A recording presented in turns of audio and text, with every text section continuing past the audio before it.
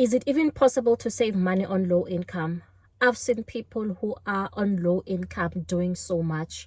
Their kids being educated, building houses, and it comes as a shock, and they don't even borrow money. But you see the high earners even borrowing money from people who are not even earning much.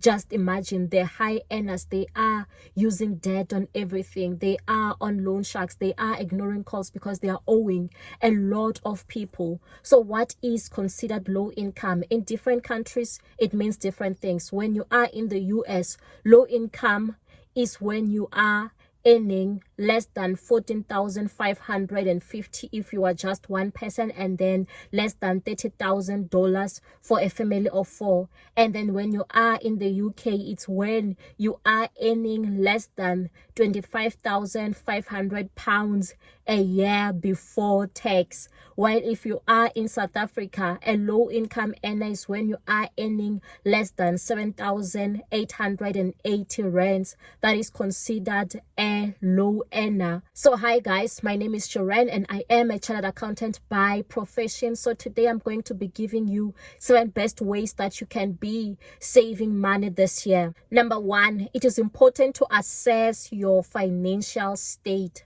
Know exactly where you stand. Know what is your income after tax. What is it that you are getting into your bank account every single month? And then now look at your expenses. Like, have your own income and expenditure sheet. What are your current expenses right now? How much are you left with at the end of the month? Or how much in a negative are you at the end of the month?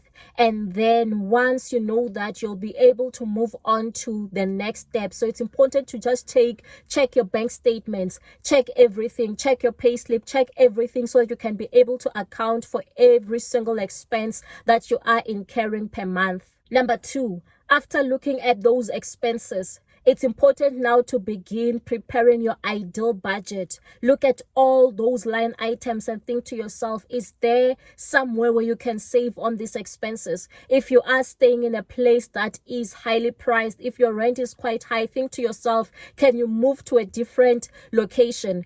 Assess your transport cost. Do you have to be spending that much? Because transport as well, it's one of the costs that we don't really consider, because some weekends you find that you are driving a lot and you don't really see how much you are spending on petrol or on gas. So look at all those line items and think to yourself, do you have to be spending on that particular expenditure? Can you find an alternative for it? Can you find something cheaper for it? Number 3, treat savings as a mandatory expense. So when you do get paid, take that saving and put it into a different account that can't be easily accessed. That's if you are remaining with something per month. Put it as priority. It's going to help towards your emergency fund. It's going to help towards your savings goal.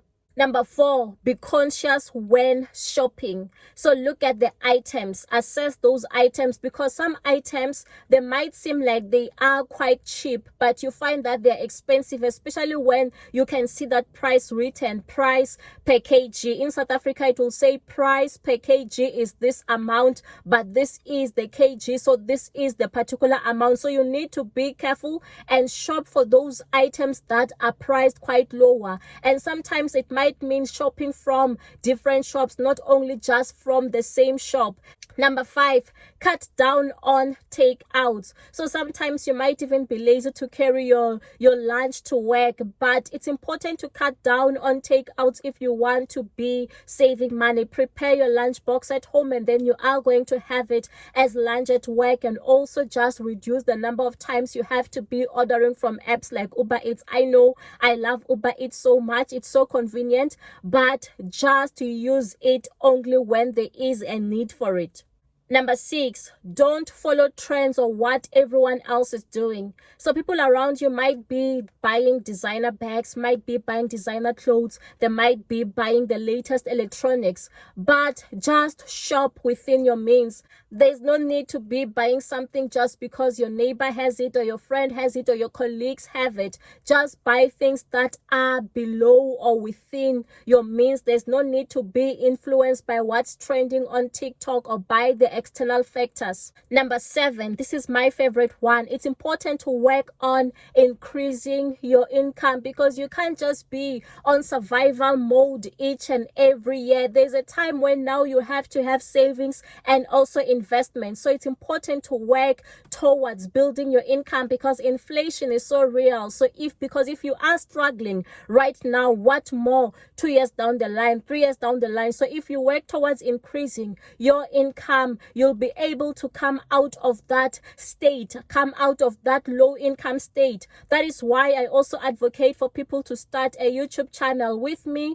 I started a YouTube channel when I was still employed as a chartered accountant, and YouTube has been paying me more than my salary. So as well, if you do want to start a YouTube channel, you can look at my description. I do offer as well a free course and a paid course, so you can enroll for any of those so that you can be able to increase your income as well. So if you like this video, don't forget to like, to subscribe, to comment, and also to give us your tips on how you are saving your money in this year.